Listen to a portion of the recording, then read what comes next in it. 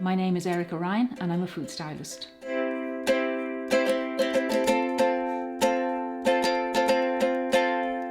My job really is to make food look really good on camera, and this actually is to do with photographs, film work, any kind of TV work. Anywhere where there's food represented, it needs to look good to camera. So that's what my job is about. Really, my background is in art and design, and I always spend a lot of time cooking and catering, and it was somebody who actually approached me from a production company and asked me to help them out on an ad that involved food. So that's when it started out. So really the process starts with the brief from the client, and everything that we do from that stage on involves what they're looking for and what the purpose of their photograph or their image is to be. So in this case today, the client is a manufacturer of bowls. So this is different normally. Normally we start with the food, but in this case we're starting with what we call the prop. And so we're trying to build food around this particular bowl to make the bowl look good. Ideally what we're going to do is we're going to create a food image that best shows their range, and in this case we have picked this bowl, and that's what we're starting with. So we had asked the client to send us some inspirational images, and once we had a look at those, with this bowl we've decided to do a soup, and in this case we want to create a soup that has lots of colour in it. This is a very pale colour, so we want to help lift that with the soup that we put into the bowl. Again, at the front of this bowl we see we have lovely texture here, so if we did an overhead shot of this, it would look lovely, but we wouldn't see any of that. So what we've decided to do is photograph the bowl at a 45-degree angle. And so what I'm going to do when I'm working with it, I'll make sure that the bowl is lifted up so that my eye line matches the camera angle. Really, in this case, what we're doing is we're going to create a soup that's a little bit more contemporary to a traditional type of soup. And this enables us to use plenty of colour and plenty of texture. I have all my ingredients set out here, and before I start, what I want to do is I want to measure the volume of the bowl, because I'm going to make stock to go in this, and I want to make sure that when we go to do the stage where we're pouring the liquid in, that I actually have enough. It might seem really obvious, but in some cases it can be overlooked. Okay, so now we have our noodles ready. We have the stock is ready, and I've put some fresh ginger into that as well. We have everything else prepared, our dressing and all the extra components, and so now it's time to go over and start building on set. Alright, so now I'm ready to start building it. So what I want to do first of all is establish a height in the centre with the noodles. So what I'm doing is take some of these.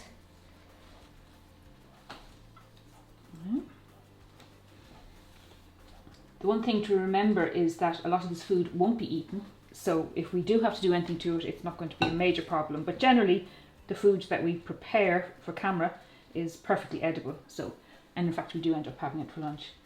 So that's to give us a bit of height in the centre. And then I've actually prepared some other ones with a little bit of shape on them. Now those noodles are a bit dry, but that actually works to our advantage because it's keeping them upright. Otherwise they would all just slide down. So these little kind of nests that I've built of noodles, we dress those into camera. You can see that. So I'm working here with Harry, and Harry is going to tell me whether these things are working properly or not, whether it's in the right place. Yes, it's looking good. Yeah, just looking put good. a little bit more around the sides. Okay, so I'm just going to put this one here. So particularly if we were doing an overhead shot, these would be more obvious, but at the moment I'm going to put them in anyway. As I said, they're giving us the height in the centre of the plate. Okay. Right, so I want to put in pak choy. So this is a slightly smaller one. This has just been blanched off.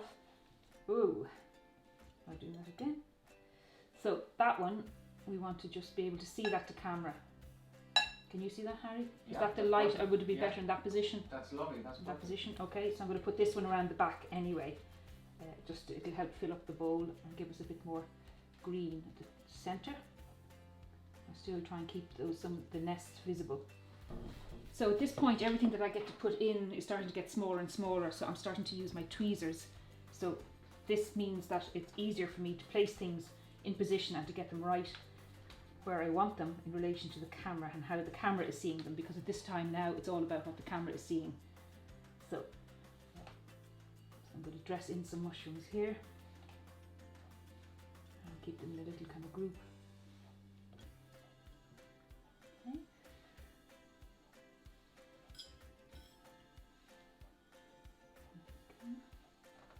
Just put a few more around here, and again that'll help us fill the bowl. But but these are the ones that are kind of going to be featured. Okay, now Harry, actually I'll turn that one up the other way. Is that better? You see the skin in? Yeah, you'll see the skin a bit on that better. one. So Yes. Right, so we're ready now, and we're going to start putting the stock into the bowl. At this point we're trying to do it carefully, and that's why I'm bringing it over in a jug, and it keeps everything really clean. Okay, so what I'm going to do first of all is just put a bit of kitchen paper down in case of any splashes, so that we don't leave any marks that need to be tidied up afterwards. And then I'm going to very carefully pour in the liquid.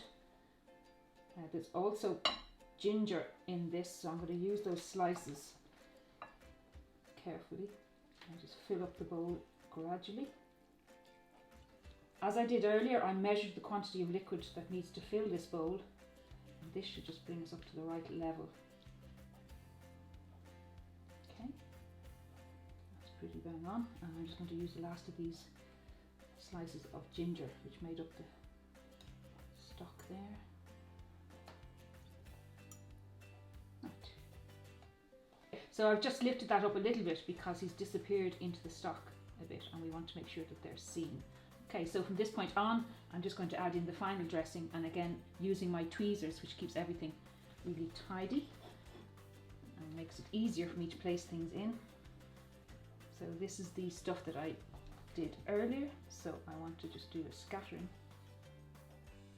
of scallions, and then dressing in some chilies at the top, which again brings us in more colour, which is great. That's what we need. So a couple arranged on the top, and then a few random ones that have just sort of landed there to bring the colour a little bit further out, but the main focus is on the top.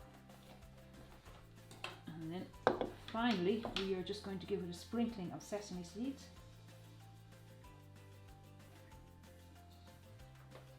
And then I want to check with you, Harry, are you seeing everything there? Okay, one moment, I'll just line it up now. And check, I think I might have covered the chilies a little bit too much with sesame. Okay, well let me take a shot and we'll see. Okay, right. Okay, well let's have a look and see what the shot is. Okay, so at this point now I'm round at the camera side with Harry, because I need to be able to look at it too and see whether I think it needs a few more bits and pieces in strategic places for colour and anything else. So, cool. Yeah, we might put some more sesame seeds just here, and maybe another chili just here. Okay. So the chili would one be here, and then maybe some sesame seeds around here. And I think that's perfect. Okay, I'm just wondering, is there too many sesame seeds on top of those chilies? So well, maybe just rotate one of the chilies around, so then they're all facing the same direction, aren't they? So just move that in there. Okay, just so for that's lovely. That's perfect. Okay. The level, I think, of the soup is perfect because I can see enough of the texture of the bowl. Cool, That's perfect. nice. I think that's really nice. Well done. Okay, Good job. no.